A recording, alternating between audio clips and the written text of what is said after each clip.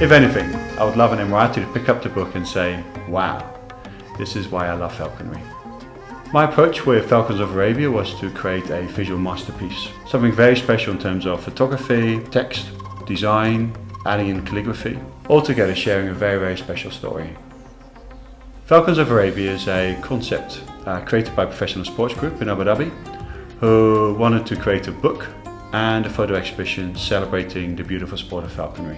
With this book, I knew we were stepping in new territories. Nothing like this has been done before on the topic of falconry, so there's no benchmarks and no references.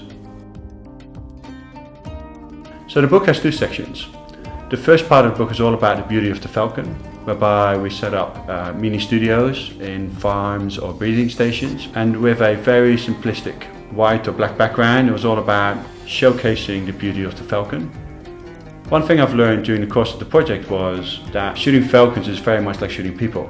I've done a lot of people photography, and you put a human being in front of a lens and some people love it. And some people just don't like it, they just freeze. And shooting falcons had a very similar experience, whereby some birds, you take the burqa off, the hat off, and then the bird just comes alive. And for some reason, they just love that center point of attention.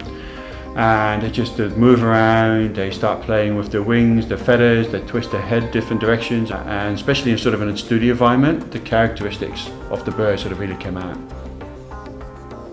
The second part of the book is all about the falconry in a natural environment. And that's where I travel the country, shooting the competitions, the breeding farms, the training stations, in the private setting within the majlis.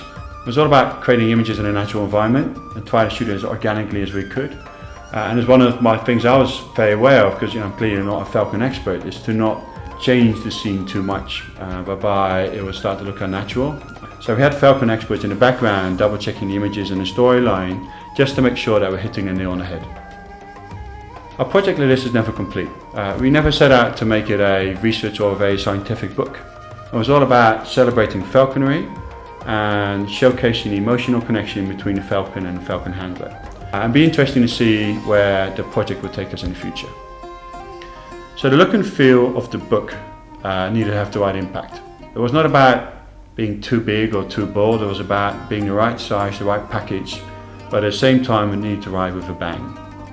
Subtleness was key, and you see that translated in the photography, in the text, in the design. It was all about sort of an understatement and just letting the images and the beauty of the falcon work throughout the story. It's great to see the JPEGs and the raw files, which we've worked on for 2.5 years, being translated into PDF, into an artwork, and eventually to hand it over to a printer and then to see it come out as a printed book. I mean, that's an amazing journey, and once you hold a book in your hand, that's just where all the hard work pays off.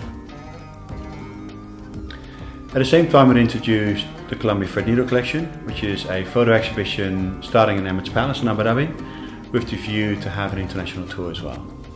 I certainly feel very honoured to have the opportunity to create a beautiful book about falconry, which in essence is a nice summary piece of a very special local tradition. And I would certainly hope that would inspire the future generation to keep this amazing tradition full of energy.